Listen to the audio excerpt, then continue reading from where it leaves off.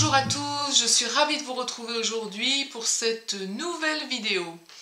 Tout d'abord, merci aux nouveaux abonnés, merci d'arriver sur cette chaîne, merci aux anciens d'être toujours fidèles.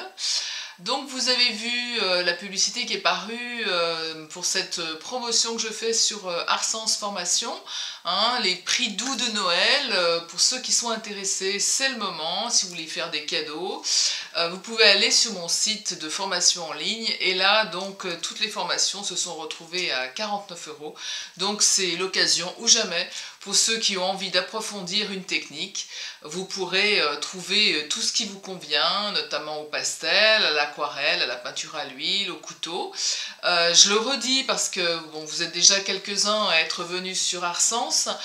Vous pouvez visionner les vidéos, vous pouvez visionner certains extraits pour vous rendre compte un petit peu de la manière dont ça se passe. Hein. Mais vraiment, ça se passe un peu comme je fais sur YouTube. Hein, vous voyez, j'explique vraiment avec beaucoup de pédagogie. Ce sera toujours pareil. Voilà, lorsque vous aimez la vidéo, mettez-moi des petits pouces, des petits likes. Je suis très réactive aux commentaires, donc n'hésitez pas. Si vous avez des questions à me poser, quel que soit l'ordre des questions, vous pouvez également passer par mon mail christinepoirieuxmuller@gmail.com. Voilà, bon bah écoutez, c'est tout. Donc ceci est une très courte vidéo sur la façon dont on peut faire des crayons d'estompe. C'est tout simple et c'est une petite astuce qui peut sûrement vous être utile. Voilà, je vous dis à tout de suite pour cette petite vidéo. Les crayons d'estompe, donc vous voyez à quoi ça correspond. En voici un qui est relativement gros, les autres là, des moyens et un plus petit. Si on n'a pas de crayon d'estompe, on peut tout à fait le fabriquer. Et c'est ce que je vais vous montrer maintenant. Je rappelle à quoi sert le crayon d'estompe. Hein, tout simplement, on est en train de travailler avec le pastel. Je mets n'importe quelle couleur, c'est juste pour vous montrer. Et puis on a besoin d'estomper une partie. Donc voilà, on vient simplement avec le crayon mélanger les deux teintes ici et on estompe une partie. Là on peut en estomper qu'une partie ou la totalité de la surface et ensuite on peut même dégrader, aller plus loin parce que ce qui reste sur le crayon d'estompe c'est de la poudre et donc on l'utilise comme un crayon. Voilà, et donc ce que je vais vous montrer là, c'est vraiment la réalisation d'un tout petit crayon d'estompe, j'appelle ça même un tortillon. Hein, voilà. Pour réaliser ce tortillon, vous allez avoir besoin de sopalin, vous allez avoir besoin d'un cure-dent, tout simplement, et d'une paire de ciseaux. Donc, on s'exécute. Alors, je vais couper un bout de sopalin de la taille du cure-dent. Tout simplement, comme ça. Voilà, je le mets comme ça, je le mets ici. J'espère que vous voyez bien, parce que ça brille.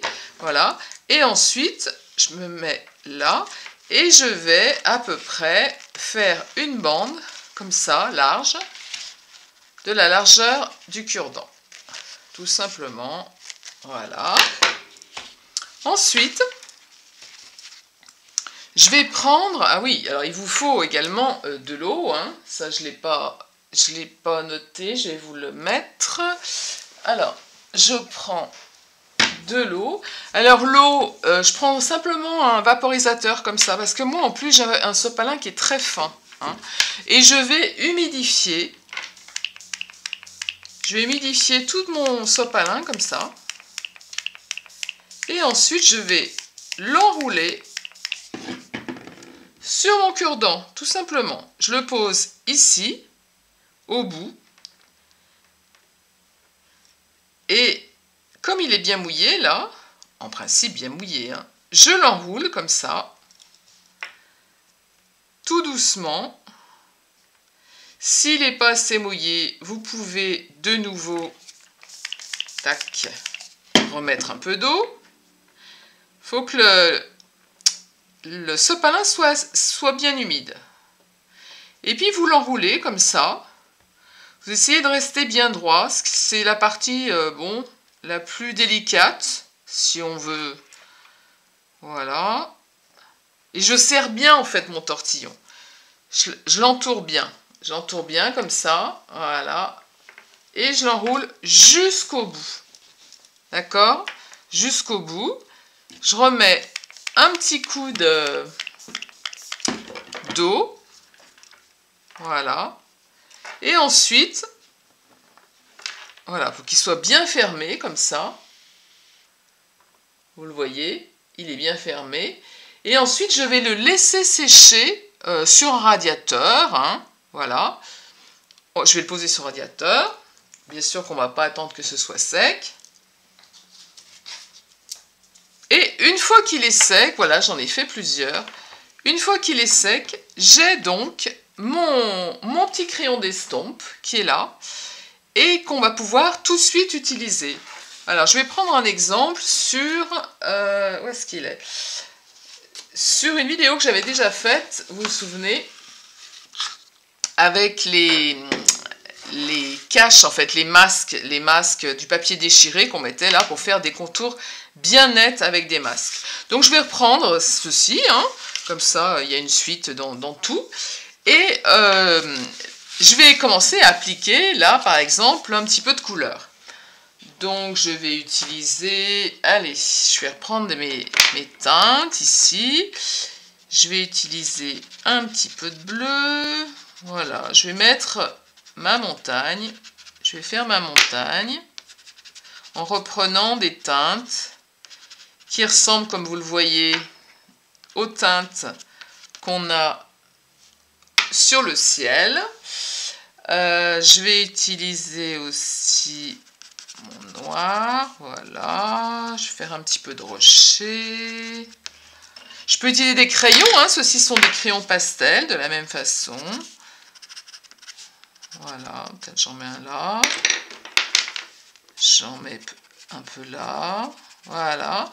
Et ensuite, je décide d'estomper certaines zones. Donc, je prends le crayon d'estompe que j'ai réalisé, qui est bien sec.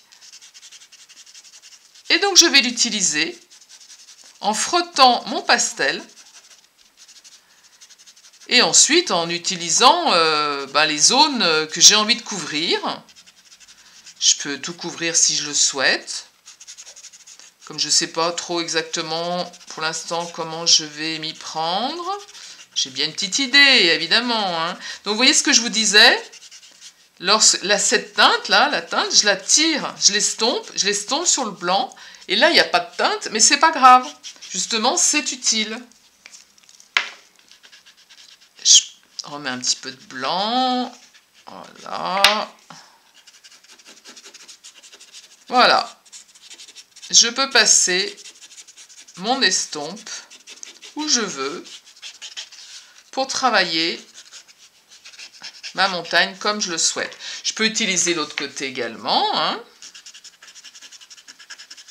Ça, c'est pour les personnes qui n'ont pas de petits crayons d'estompe, qui n'ont pas envie d'utiliser leurs doigts, hein, parce que évidemment qu'on peut utiliser son doigt, mais quand on a des choses plus fines, on est bien content d'avoir un crayon d'estompe qui est un petit peu plus fin. Et puis si vous avez l'impression qu'il est un peu lâche, faites un crayon d'estompe encore plus serré. Hein, voilà, celui-là il est bien serré. Donc j'ai une mine qui est un petit peu plus fine et qui va m'être utile. Voilà, je peux partir sur du vert aussi. Je vais partir sur mon vert.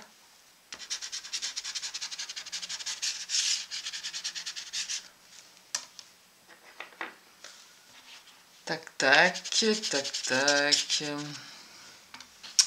Et oui, elle est partie dans sa montagne, ça y est.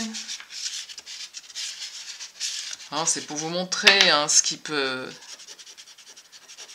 être fait avec le crayon d'estompe, comment est-ce qu'on peut l'utiliser.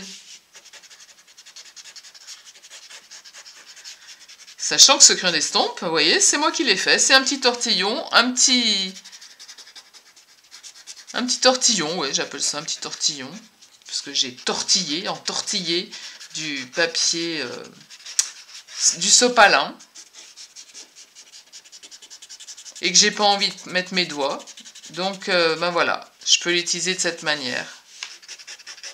Et lorsqu'on récupère, mais sur le crayon d'estompe c'est pareil, hein, le crayon d'estompe que vous achetez dans le commerce, vous récupérez la poudre, eh bien, vous la réutilisez ailleurs. Hein. N'ayez pas peur de la réutiliser ailleurs, comme ça. Vous voyez, je mets la teinte, alors que ce n'est pas le crayon, hein, c'est simplement l'estompe. Je la pose ailleurs.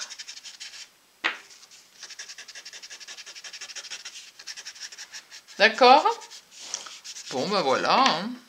C'était court, mais une petite astuce qui, j'espère, vous aura plu.